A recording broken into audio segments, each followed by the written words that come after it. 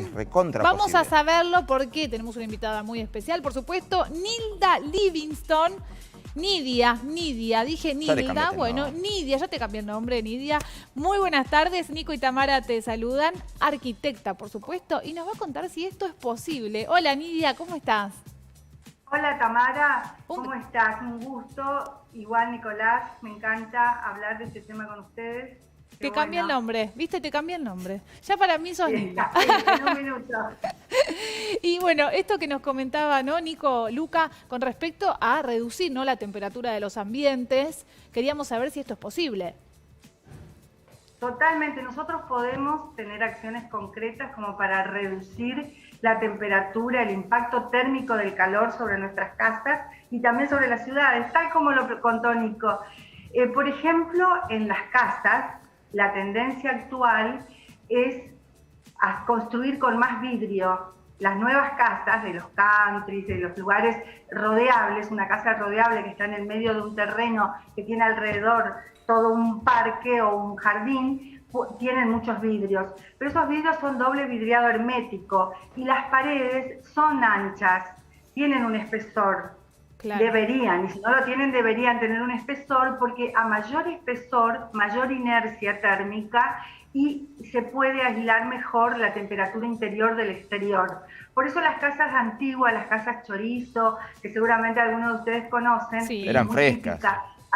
¿Viste? En nuestra ciudad, bueno, son muy frescas porque además tienen los techos altos, tienen materiales que no acumulan el calor, que aíslan la temperatura interior del exterior, como les decía recién, y además tiene una cosa que está re buena, que es que propician la ventilación cruzada, algo que recién comentaba Nico, con las puertas. No sé si ustedes recuerdan esas banderolas arriba de las puertas. Sí. ¿La recuerdan? Obviamente. Es como un rectángulo arriba de la puerta, de la altura de la puerta, que se manejaba con una manivela desde una altura normal, ¿no? Con la mano, y vos podías regular la apertura de esa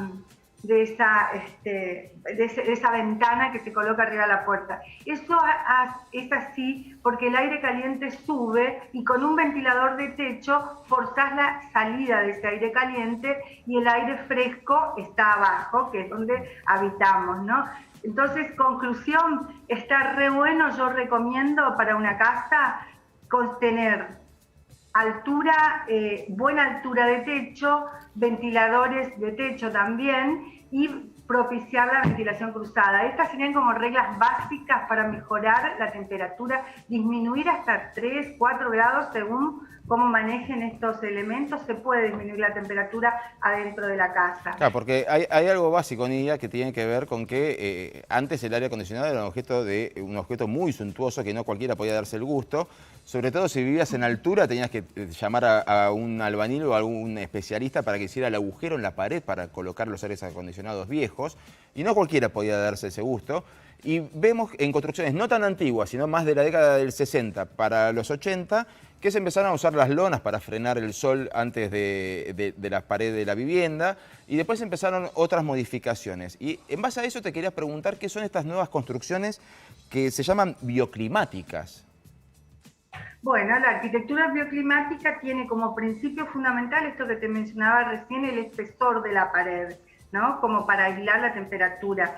Porque el concepto es mayor masa, mayor inercia térmica, y eso aumenta el coeficiente y la tramitancia térmica disminuye. Entonces, eso sería el concepto de por qué tener unas paredes anchas, que ya se usaba antiguamente.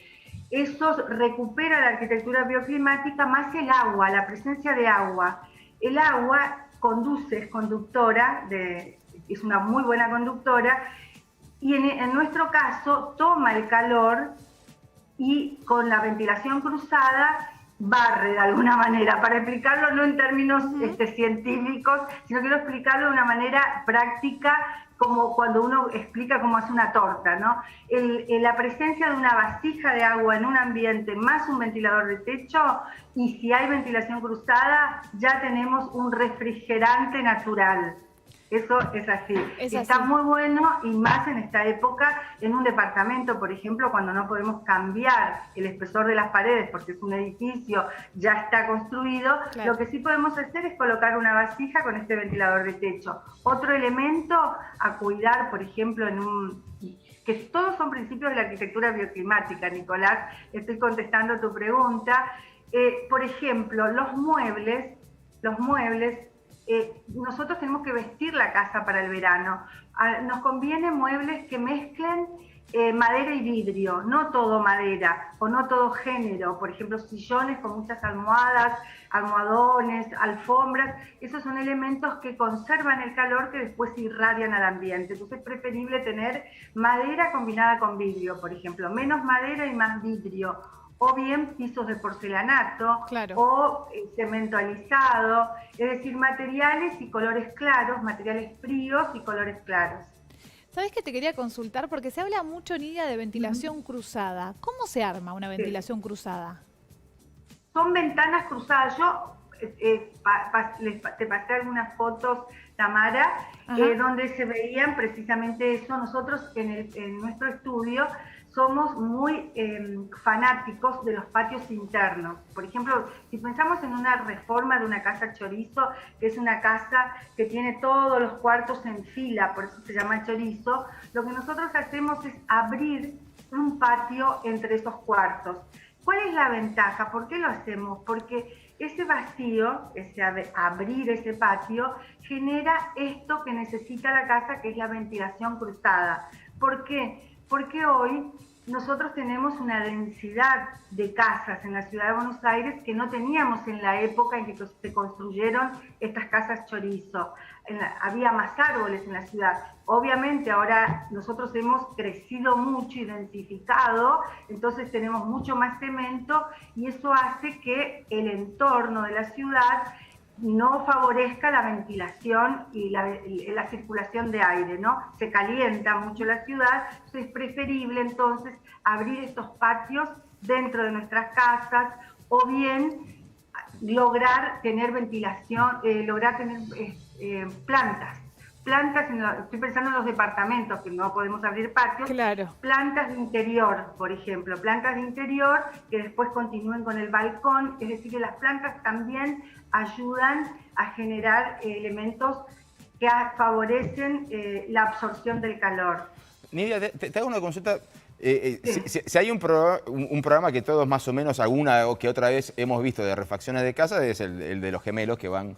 y lo primero que hacen es tirar abajo la cocina, la pared que separa la cocina, abrir la cocina, ¿no? Y yo siempre que lo veía decía, no, pero si yo cuando llego a mi casa lo primero que hago es cerrar la puerta de la cocina por el calor, que quede el calor en la cocina, hasta que un día fui a conocer el departamento de otro vecino del edificio que tenía la cocina abierta y era mucho más fresco. ¿Tiene que ver los espacios abiertos? Porque uno tiende a que si los espacios están cerrados yo puedo contener el calor ahí y dejarlo aislado. O sea, ¿cuál es la diferencia? Vos diste, ahí en tu explicación está la respuesta. El ambiente amplio favorece la circulación de aire. La circulación de aire de alguna manera barre el calor, eso pasa. Entonces, cuando los ambientes tenemos un departamento con muchas divisiones, es mejor tirar una pared, porque la pared, esas divisiones o muchos cuartos acumulan, entre otras cosas, acumulan el calor y molestan para la circulación de aire, no favorecen la circulación de aire. Todos estos principios de los que estamos charlando ahora, Tamara y Nico, son los principios de la arquitectura bioclimática. Claro. No sé si viste en algunas, no vi las fotos, pero como para comentarles, pero en alguna de las fotos que yo les pasé se veían los principios estos de los que les estoy comentando, ¿no?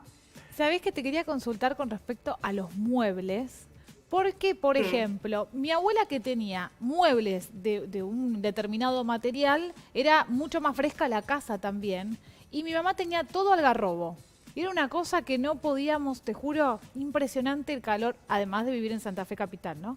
Pero digo, tiene que ver el en Santa material. Fe Capital no hay ningún material. No hay ningún material, es verdad. Se te derrite la hojota, diría mi mamá. Pero quería consultarte si el material de los muebles influye en la frescura de una casa.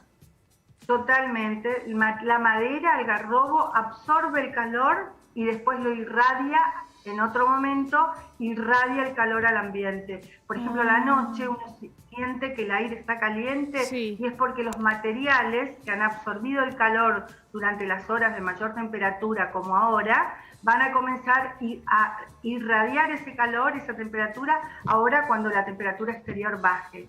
Por eso pasa que nosotros tenemos que lograr que los muebles que tenemos en la casa sean los menos absorbentes.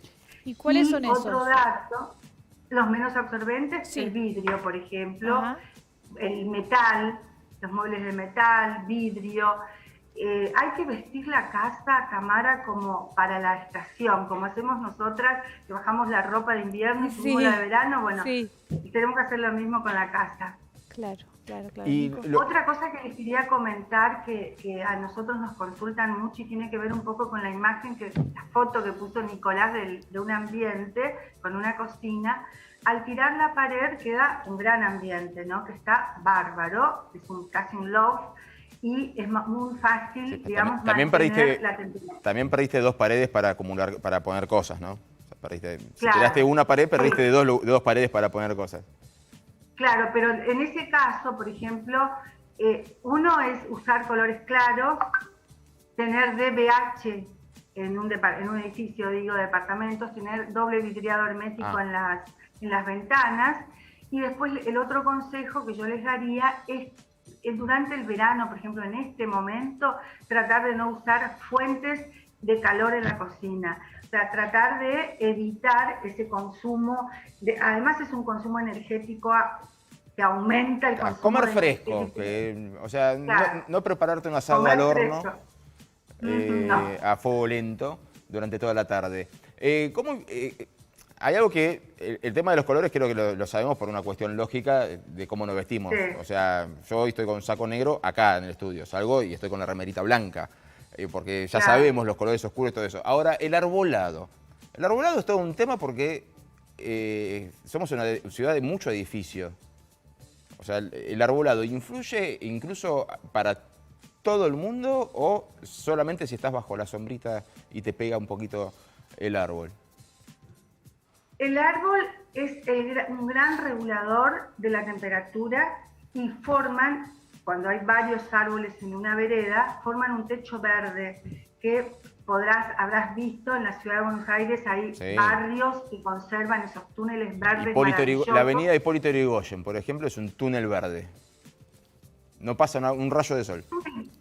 Claro, ese túnel verde con ese techo, lo que hace es, y circula el aire, ese túnel es un gran regulador de la temperatura, no solo de la calle, sino... Ahí estamos escuchando a Nidia, que se corta un poquito, Nidia, a ver si podemos retomar. Y bueno, hablábamos de los colores, ahí ¿no? Ahí te estamos viendo, perdón. Nidia.